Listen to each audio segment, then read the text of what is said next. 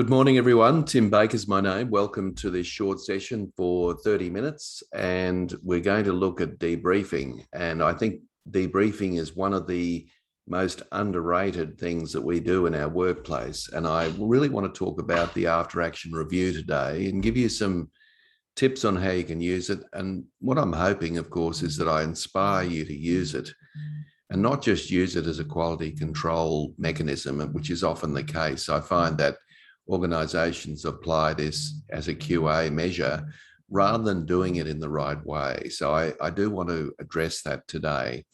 So welcome wherever you are. It's a short session, and let's get underway.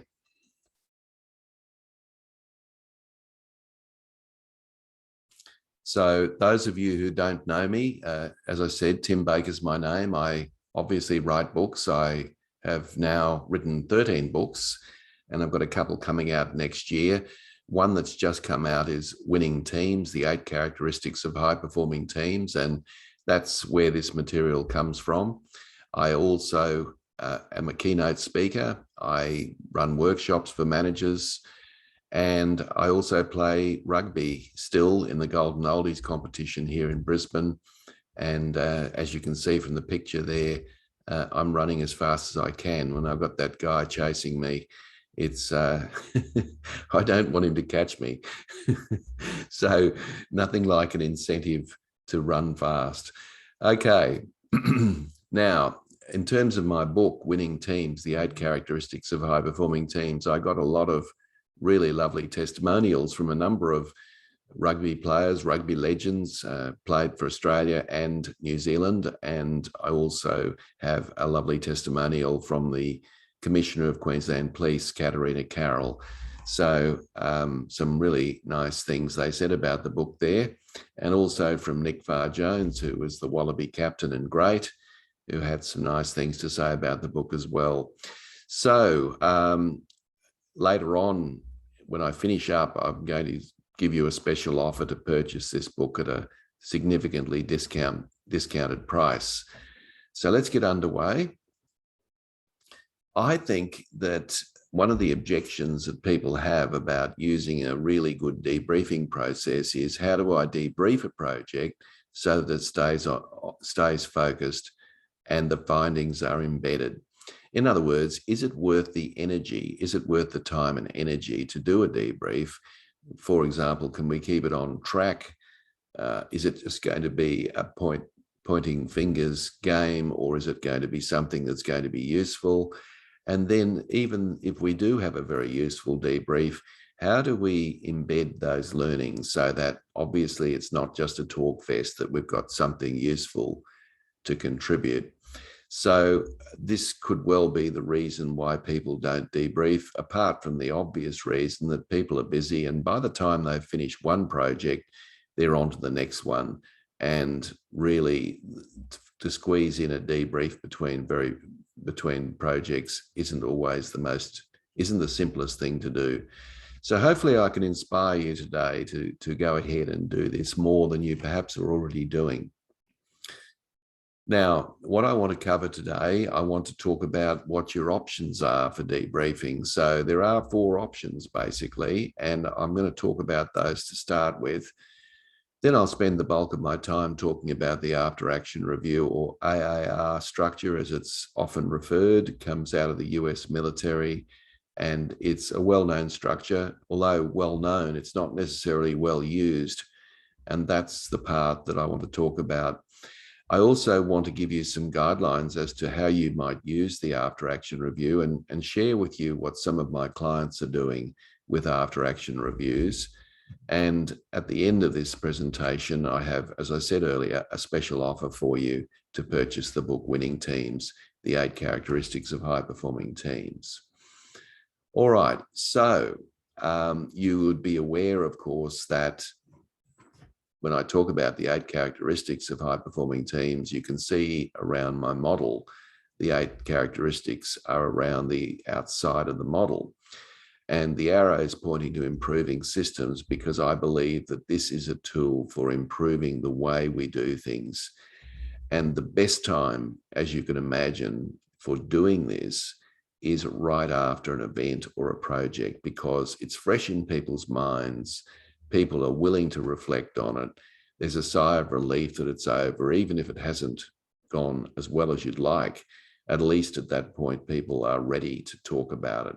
So there's no time like straight after a project to improve systems. And if you look at any high-performing team around the world, regardless of whether it's in business or politics, the arts, sports, wherever it might be, one thing is for sure, that all high-performing teams are completely committed to continuously improving the way they do things. And that's one of the reasons, of course, that they are high-performing teams. So it is critical, and it's a very, very important plank that's often missing in our world of work. I won't explain what the 3 features of team identity are. You can read that in my book, but you can see those 8 characteristics are probably not a surprise to you. But what is surprising, of course, is how many of those are missing in teamwork. So the All Blacks is one team that I refer to quite a bit in the book as a high-performing team. They're the New Zealand rugby team. They have a success rate of about 83%. So every time they run out, they win at least 8 out of 10 games, which isn't a bad effort. Now, it's fair to say they've got good players, but they've also got very good systems in place, and they are 100% committed to continuous improvement. In fact, at the end of a game, they sit around and watch a video replay of the game, and they encourage people to be brutally honest in their feedback before, of course, the memories are lost. So win, lose, or draw, this team will be very, very focused on the debrief at the end of a game.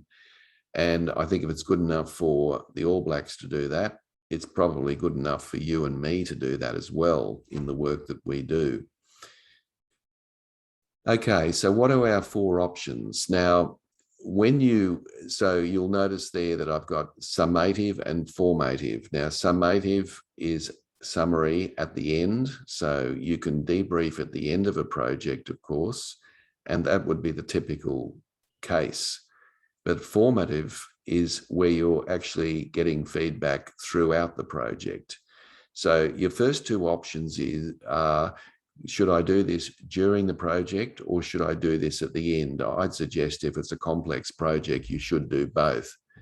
But certainly there are 2 options there open to you. Now, the other options that are open to you are over on the right-hand side. You can do an informal debrief, or you can do a formal debrief. Now, an informal debrief is one that's done usually verbally and in an ad hoc arrangement.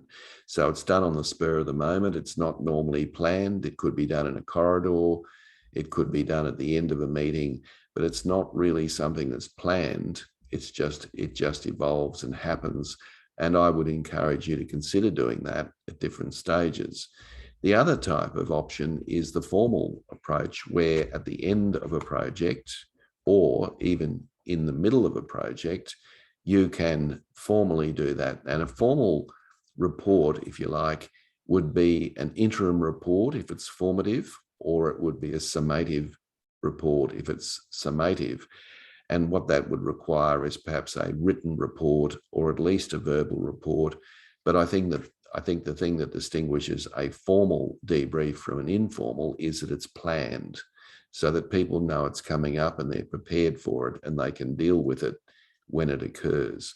So basically, you've got a regular dialogue and end of project debrief, which would be the informal approaches, and you've got a check-in and an end of project report, which is a formal process.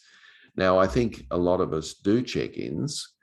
You know, we have progressive reports as things go, but I wonder whether we use those as an opportunity to improve what we do, or is it more around just a reporting process? So I think you've got 4 options open to you, and I would suggest that you exercise those options as much as possible. And of course, it will very much depend on what you're doing, what the project's about, and so forth. But ultimately, I guess my point is you've got 4 different approaches to debriefs. Now, all of them are effective. So if you said to me, which is the most effective, it's not really possible to say. It's all in how it's done, of course. And what I'm going to talk about is using the after action review at all 4 of those points during any project.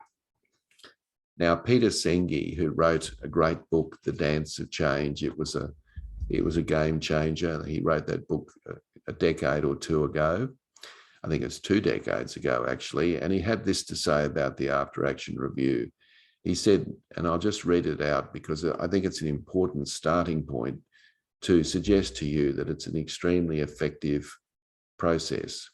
He says, the Army's after action review is arguably one of the most successful organizational learning methods yet devised. Yet, most every corporate effort to graft this truly innovative practice into their culture has failed because again and again, people reduce the living practice of the AAR to a sterile technique. So that's high praise indeed from a guru in this whole area of organizational development. And so he makes 2 very valid points. One is that it's extremely powerful. And secondly, it's not done very well. And I think it's not done well because it becomes, as I said earlier, a quality assurance a box ticking exercise rather than a genuine attempt to try to improve what we're doing. And I want to focus on those 2 points for the rest of the presentation. Okay. So there are a number of different versions of an after action review. And I think it's a big mistake to complicate it. I'm a great believer in simplifying processes. And those of you who be familiar with my work would understand that. There are 2 key words that I look for, practical and simple.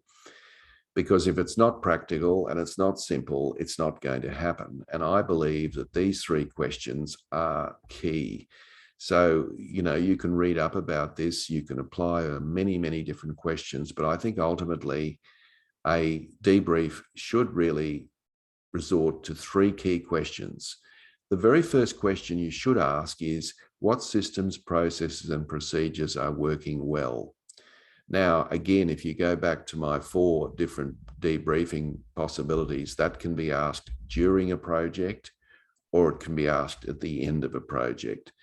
The key point here is that we're starting with the positive. And why do we start with the positive? Because what we're ultimately trying to do is to create an upward spiral of positivity.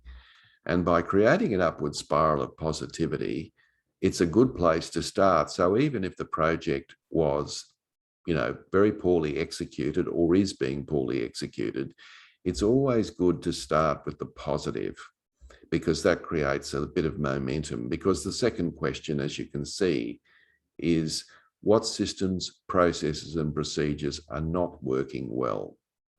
So this gives people who are involved in the project an opportunity to share with the rest of the group, assuming, of course, it's a group activity. And of course, this can be done individually as well, and I'll get to that later. So by asking that question, of course, we can unearth any system or process or procedure that's not working as well as it could, and we can make changes. Now, because of the structure of my 3 questions, what you've done is you've said what's basically working well, what's not working well, and then that leads very nicely into the 3rd question, which is what improvements or changes can we make for the future? Now, by asking the first 2 questions, you've set up the 3rd question very, very well. And you might say, well, why are they so useful, those questions? They're useful because, firstly, you're starting with the positive, moving to the negative, and then actually considering, what you will improve on. But the second and often missed point about this is that by involving your team in this debrief, you are basically, they've got skin in the game. And by asking them, first of all, you're drawing on a wide array of perspectives I'm sure you as the team leader would have your own views about what's working and what's not working. But by drawing upon the resources of your team, you're casting the net wider and getting a greater array of perspectives. That's the first important reason why you could do this with your group. The second important reason for involving your group is the fact that by getting people involved, the old adage that people won't argue with their own data, so it's likely that people will accept, whatever comes out of that after action review because they were given the opportunity to have a say. And that's the key point in all of this. And so if you're wondering whether people will adhere to the changes, they are more likely to adhere to a change if they feel that they have had some say in what those changes are. Now, if they're given a say, even if someone else says something and not another person, what this actually does is give you a great opportunity. People will often listen and they'll go along with consensus and accept a view in the room, particularly if they've had a point of view. So they're the three questions. And I just come back to my original point. Don't complicate it. Don't complicate it. Anyone can remember those three questions. And so you can do this spontaneously in a corridor. You can do this one-on-one. You can do this in a formal setting. And when your team becomes used to these three questions, of course, they can get their head around where they can contribute in the debrief. Now, a debrief could literally last for 5 minutes. It could go for 2 days if you wanted it to. But normally, I would suggest that something in the order of 15 to 20 minutes is enough time to be able to glean, the responses from those three questions and to make something meaningful for people to use or apply differently next time round, which is ultimately what this is about. This is all about continuous improvement. Now, here are some examples of when you could use it. And I think that people often struggle with, well, when could I possibly do a debrief? I mean, what options are open to me? Well, one option, of course, is when a new set of procedures or way of doing things has been introduced. So if you've introduced something new into your team and you want to test to see how it's going, there's a perfect opportunity. And bear in mind, you can do this at the end of a segment of work, or you can do it during the work, both summative and formative. As I said, you can do it both formally and informally. So whenever anything new comes into play, there's obviously going to be some teething problems. And by using an after action review in those processes, you can nip things in the bud and sort out any teething problems before they sort of get embedded into the process. Another time that's very useful is after a busy period when capacity's been stretched.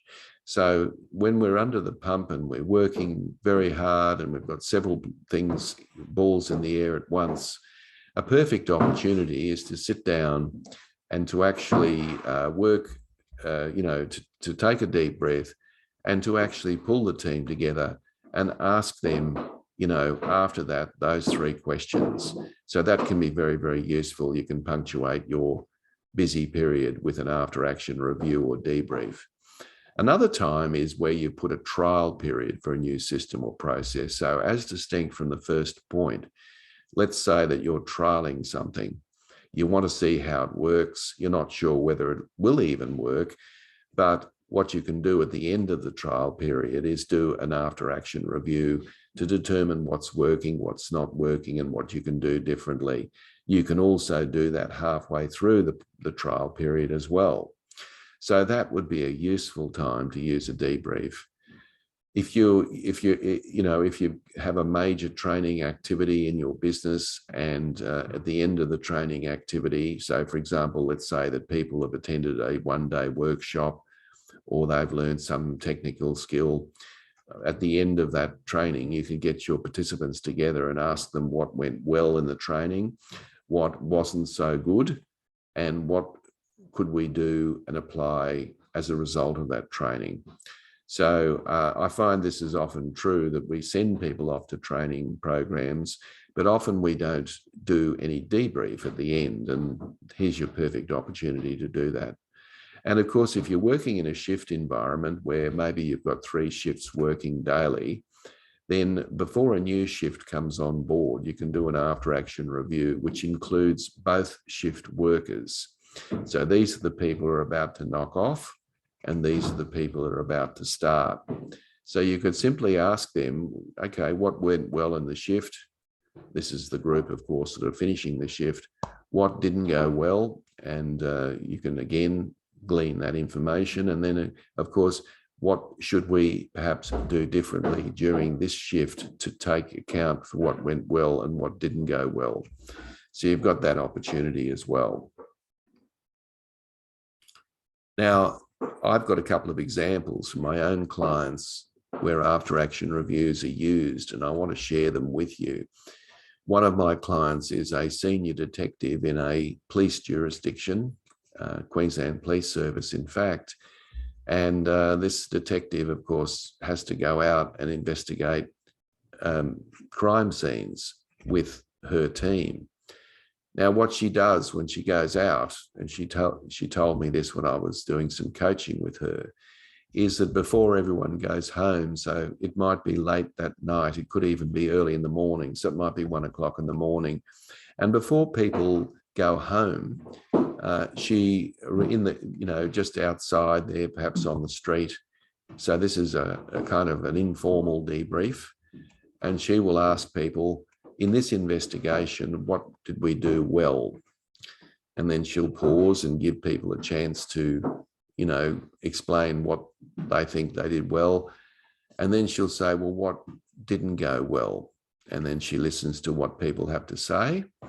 And finally, she will ask the question, if we do a similar investigation in the future, and inevitably that will happen in her line of work, what might we adopt differently? What might we do differently? And she tells me that this lasts about 10 minutes. Everyone's tired at the end of that investigation, and probably emotional as well. They might have been investigating a murder scene or something like that. So people are just about to get in their cars and go back to their loved ones and perhaps get some rest.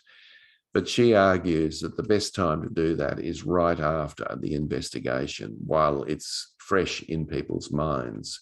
Because if you think about it, if she did that on a Monday morning or, 3 or 4 days later, of course, people will still remember a lot of the details, but a lot of the details perhaps may go missing. They certainly won't be fresh.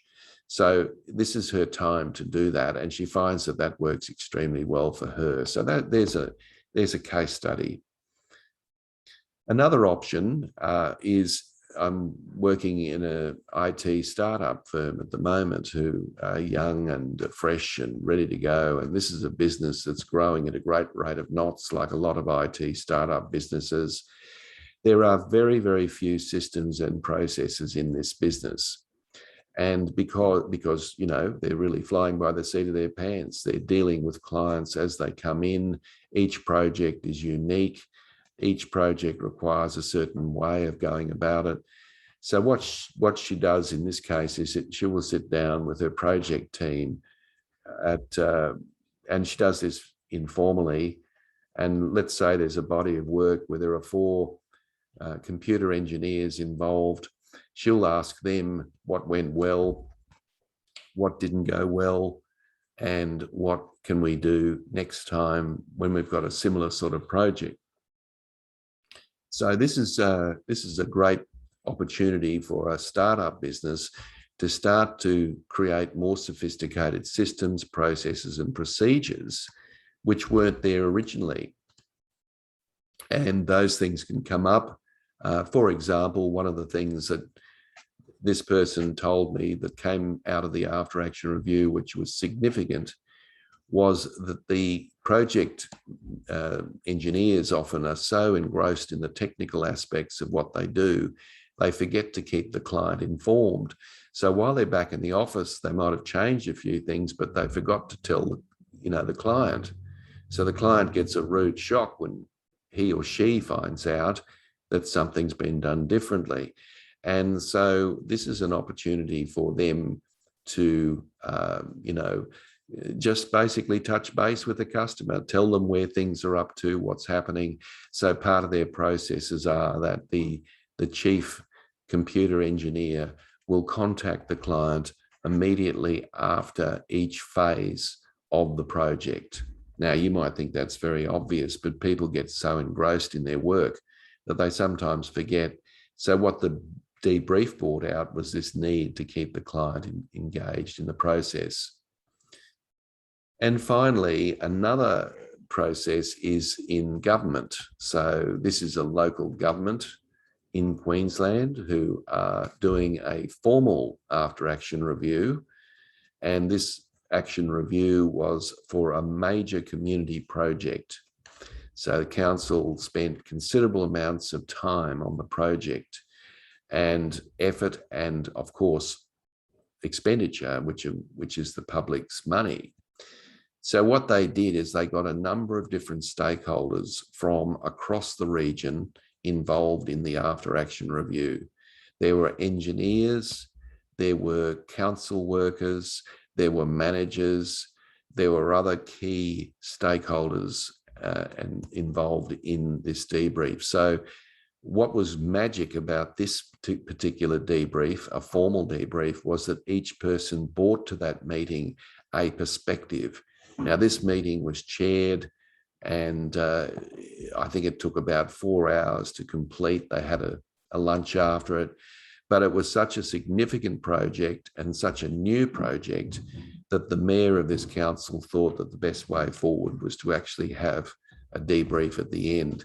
So this was extremely valuable. And of course, those things were documented as well. So next time the council has to involve itself in a large project of that expenditure, there are lessons that were learned from that, which were critically important for future successes. Okay.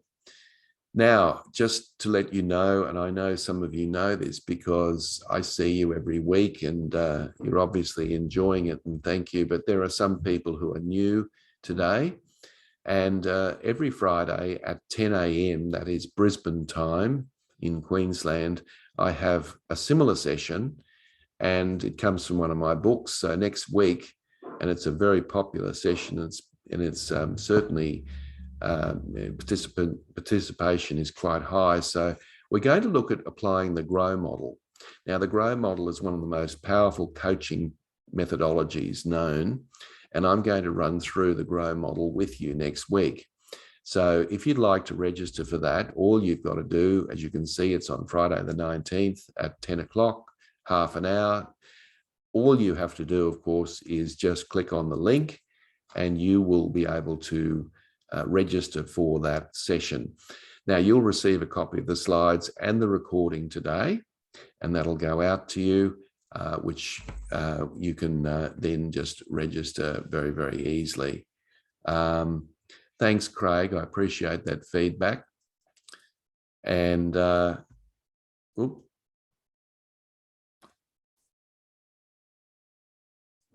sorry, something went wrong there. Let me go back and see. Oh, I didn't have my special offer in there. But look, if you'd like to purchase this book, Winning Teams, the 8 Characteristics of High-Performing Teams, I've got a batch of books here in my office. If you'd like to purchase that, I am going to give you a 50% discount, a 50% discount. So I will sign it and send it out to you. All you've got to do is put in the coupon. And how will you know what that is? Well, I'll be sending that out to you. So I'll be sending you out an email. It may not be today, incidentally. It may well be tomorrow. But if you'd like a copy of the book, just send me an email and I'll make that happen for you. So that's it from me. Let me just stop sharing for a moment. So folks, we're done. Thank you very much for the opportunity of working with you. I hope you found it useful. I hope in some respects I've inspired you to start to use more debriefs, whether it's informal or formal, so that you can basically, just improve the way you do things in your team. And there's no better way of doing it than to debrief where your team is completely engaged in the process. So thank you, everyone. And we look forward to catching up next week, and have a wonderful weekend. Thanks, everyone, and goodbye.